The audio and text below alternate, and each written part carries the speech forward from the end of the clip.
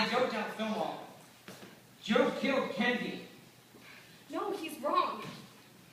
Someone doesn't do something like this unless he's sure. And Joe just told you himself. Save your breath. Our daughter is dead and our son didn't. No. This isn't happening. I can't lose both my children. Not now. Olivia. Don't touch me.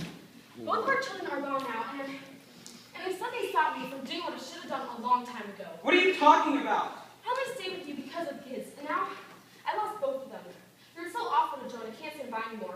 I won't be left alone with you. Now you're leaving your sorry ass. What? You never leave You me! make me sick and I hate you.